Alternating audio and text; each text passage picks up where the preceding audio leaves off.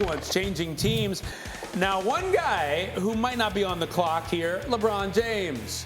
He'll be eligible to sign an extension August 4th until the end of next year's regular season. If he doesn't, he could be a free agent next summer. So a lot on the line. You know, we talk about all the money that's going to be flowing, but apparently that won't be flowing for LeBron today. What do we know about what's happening with LeBron?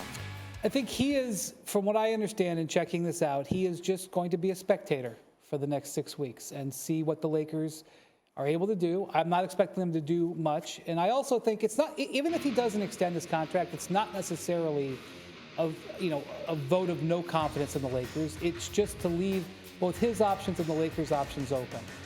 They can offer him a $100 million extension over 2 years. That's as far as he can go under the current rules.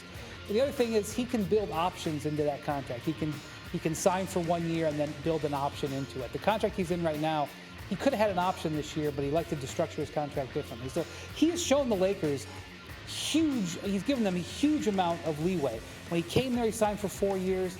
Then he extended his contract with no options in it.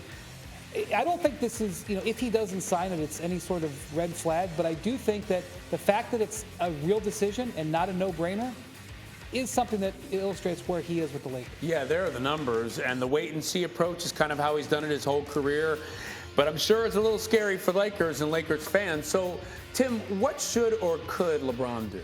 Well, I mean, we've spent a lot of this show talking about James Harden, his decision to opt out to allow his team to have some more pieces around him, right? The Lakers have hardly any pieces around LeBron James at this point. That's not necessarily LeBron's fault, outside of, you could argue, maybe the Russell Westbrook trade, but they have Anthony Davis, they have LeBron James, they don't have much else. Well, if he doesn't extend and he's a free agent next summer, even if he wants to stay there, let's say he takes a little bit less money like James Harden did, maybe they can add a third max player, maybe they can add 2 or 3 players in free agency, and then they can have some players around them, because as you look at this graphic, there ain't a lot of key free agents on the Lakers because there weren't a lot of key free agents to be had on a team that won 33 games last year. Yeah, we don't even know if they can afford Malik Monk. That's right. They might not be able to keep the one guy on that list you would really want to have. So that just illustrates the situation that the Lakers are in. And to Brian's point, I think the fact that this isn't a no-brainer for LeBron in terms of extending, it's more of a signature to me of how desperate the Lakers are from a talent standpoint than it is about LeBron wanting to be in L.A. He went to L.A. because he wanted to be in L.A.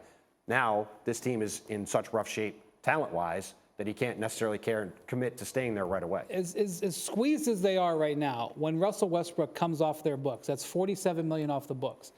Potentially, if LeBron comes off the books, not necessarily to leave, that's another $40+ million that comes off the books. You take $90 million off the books of the Lakers next year, a lot of things that are not possible today and haven't been possible for the last year, a lot of those avenues reopen.